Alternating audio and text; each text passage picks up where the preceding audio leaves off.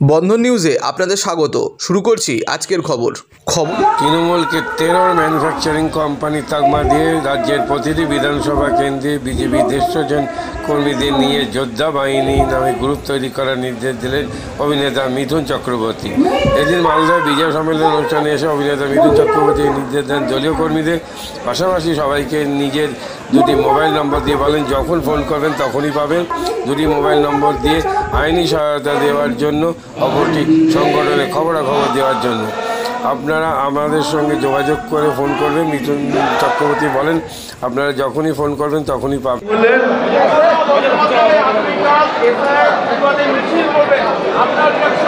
মিছিলটা কিসের জন্য? এসআইআর এর বিরুদ্ধে। এখন এসআইআর বিরুদ্ধে করলে তো কি বলবো, মানে অভারতীয়দের জন্য মিছিল করবেন। মিছিলটা কিসের জন্য? এসআইআর কি কোথাও বলেছে? কমিশন বলেছে যে ভারতীয় যারা হিন্দুরা এসছেন তাদের ভোট দেওয়ার অধিকার থাকবে না, ভারতীয় মুসলিম যারা তাদের ভোট দেওয়ার অধিকার থাকবে না। তাহলে কার জন্য মিছিল করছেন, কার জন্য প্রতিবাদ করছেন? নিশ্চয়ই অভারতীয়দের জন্য। তো অভারতীয় যদি করেন তাহলে আমার কিছু বলার নেই। এক মিনিট, আমি এটাই বলছি কি এখন আদিবাসীদেরও ছাড়ছেন না, আদিবাসীদেরও এই সরকার ছাড়ছে না। আমরা আদিবাসীদের সাথে আছি, আমরা মহিলাদের সাথে আছি, আমরা লড়বো।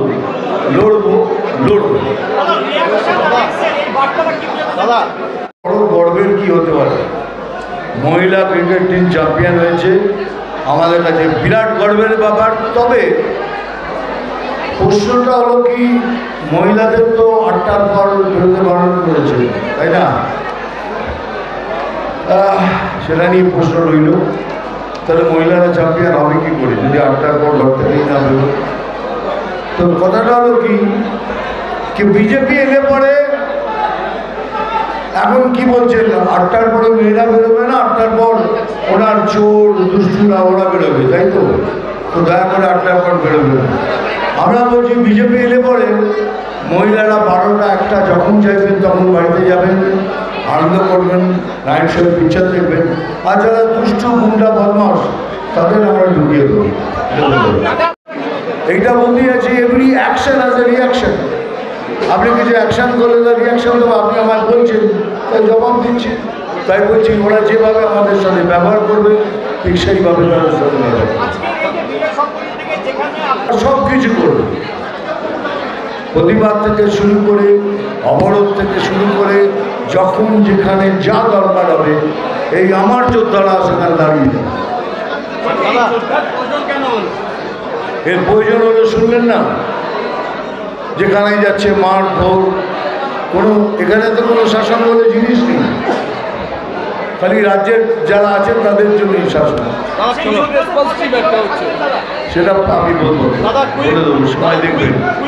এই জন্যই বানাচ্ছি কি আমরা একসাথে হব, একসাথে হয়ে লড়বো, প্রতিবাদ করব, অবস্থান করব। দরকার হলে পরে যেভাবে ব্যবহার করেছেন আপনার সঙ্গে সেইভাবে ব্যবহার করব। আমি দাদাকে বলার কথা বলছি না, আমি একটা নাম্বার দিয়েছি, সেই নাম্বারে অনেক কাজ হবে। আমাদের সাংগঠনিক কোনো প্রবলেম থাকে আমি সেটা সলভ করব। হ্যাঁ,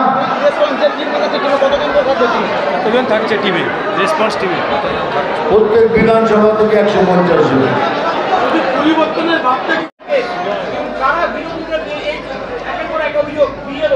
কেন বলুন না, কেন করছেন? আমি বললাম তো, এতে বোঝা যাচ্ছে ওরা অভারতীয়দের সাপোর্ট করতে চান। বিএলওকে কেন তার থ্রেট করছেন?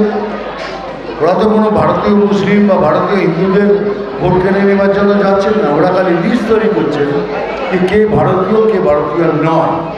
তো আমরা অভারতীয়দের বিপক্ষে, আর ওরা পক্ষে করতে চান। মেসেজটা তো এটাই দিচ্ছেন কি আমরা অভারতীয়দের সাপোর্ট করছি, এটাই তো মেসেজ, তাই নাকি? মালদাতেও দেখা যাচ্ছে একাধিক বিএলও হয়েছে তৃণমূলের জনপ্রতিনিধি, গ্রাম পঞ্চায়েত মেম্বার। সেটা অফিসিয়ালি তাই হয়, তাই হয়েছে। দেখা যাক না কি হয়, এটা তো আমার কাজ নয়, এটা ইলেকশন কমিশনের কাজ। ওনারা যা করবেন সেটাই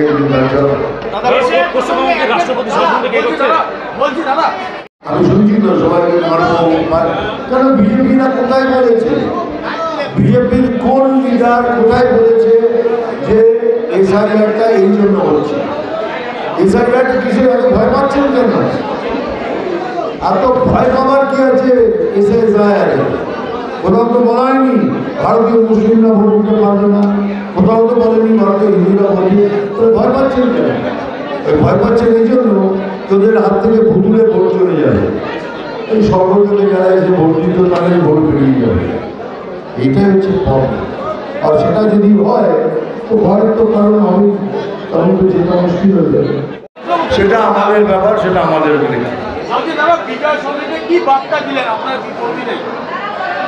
বার্তা এই দিলাম, একসাথে লড়ুন। কেন পশ্চিমবঙ্গ এখন হয়ে গেছে একটা ধর্মশালা, যারা বাইরে থেকে লোক আসছে খাটিয়া পেতে শুয়ে পড়ছে।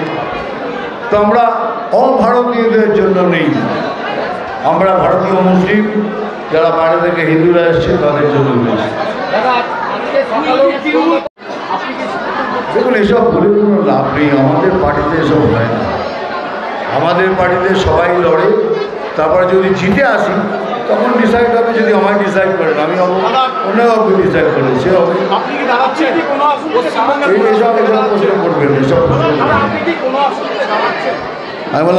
আমি বললাম যে যেভাবে ওরা আমাদের সাথে ব্যবহার করবে সেইভাবে ব্যবহার করবে। ভয় পাচ্ছি বলেই ভয় দেখাচ্ছে, এবার সেটা নয়। অ্যাকচুয়ালি দেখুন টিএমসির অ্যাকচুয়াল নতুন ফর্মটা হয়ে গেছে terror manufacturing company, TMC, terror manufacturing company. তো টিএমসি এখন এটা হয়ে গেছে, কি করবে না বলুন?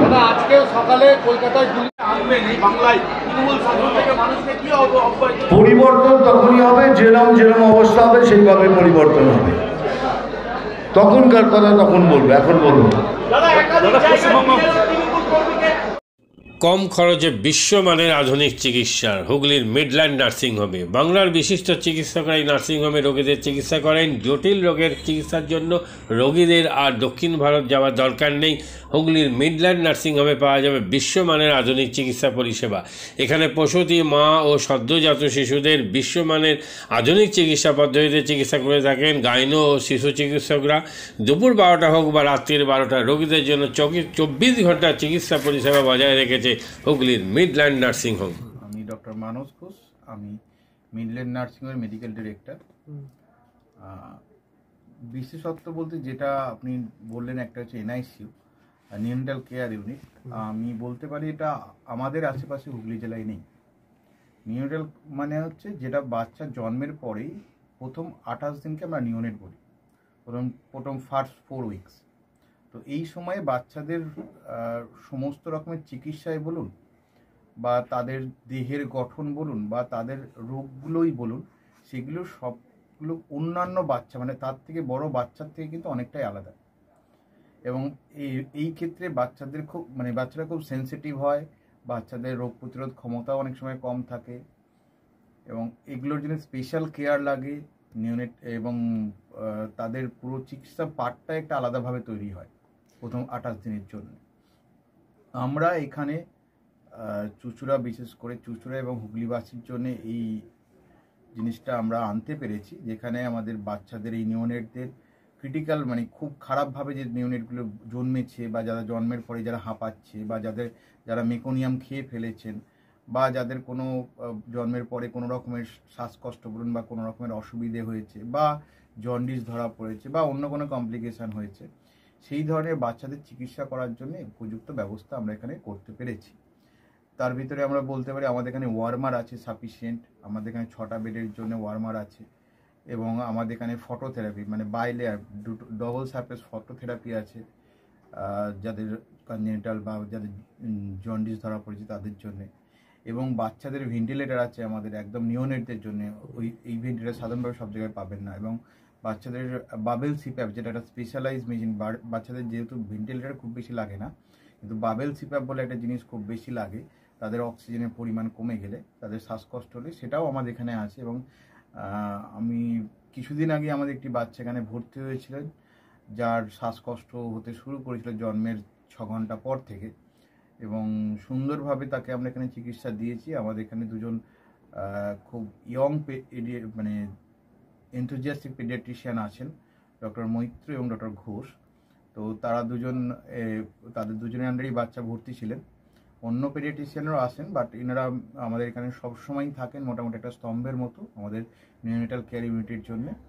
এবং বাচ্চাটি এই মুহূর্তে খুবই ভালো আছে, তাকে আমরা ডিসচার্জ করেছি। এটা কি প্রিম্যাচিওর বেবিদের ক্ষেত্রে এটা বেশি প্রয়োজন হয়?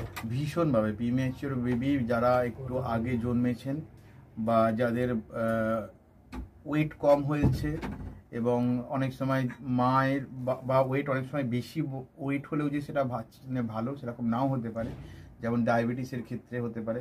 তো অনেক সময় বাচ্চাদের বারবার জন্মানোর পর সুগার ফল করছে, এটাও আমরা দেখি।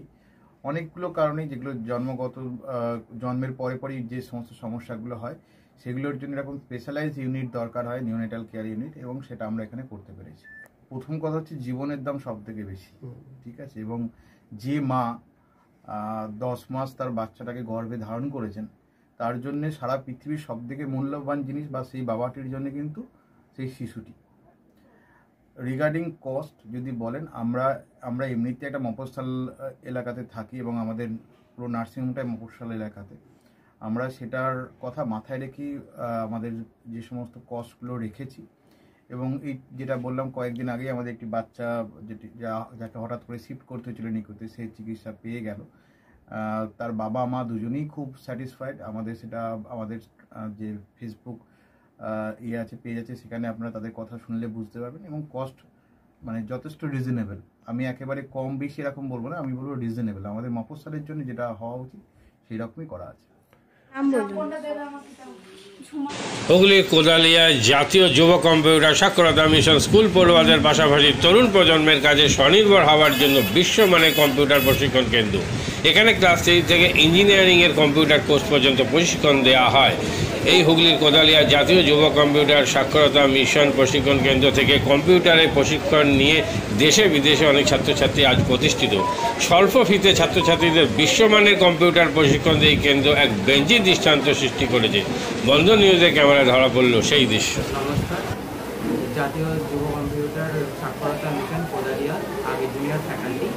এখানে ক্লাস 3 থেকে ইঞ্জিনিয়ারিং অবধি সমস্ত রকম কোর্স করানো হয়, এবং তার সাথে সাথে প্রফেশনাল কোর্স যেমন C, Java, power BI, Tally, GST, web development, app development, power BI, etcetera সব রকমের কোর্স করানো হয়, কম্পিউটার কোর্স করানো হয়। এখানে ইংলিশ মিডিয়াম এবং বাংলা মিডিয়ামে দু রকম স্টুডেন্টদেরই সব রকম কোর্স করানো হয়।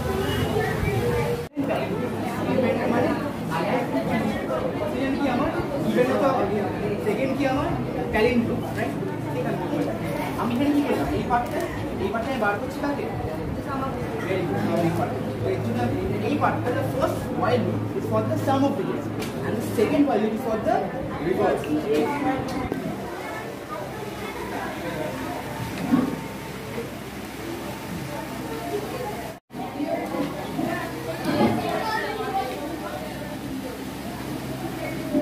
মাদকাসক্ত যুবকদের জীবনের মূল স্রোতে ফিরিয়ে আনছে চুঁচুড়া নবজীবন ফাউন্ডেশন। আজ থেকে 7 বছর আগে পথ চলা শুরু হয়েছিল এই সংস্থার। হুগলি জেলা থেকে শুরু হয়েছিল নবজীবন ফাউন্ডেশনের কাজ।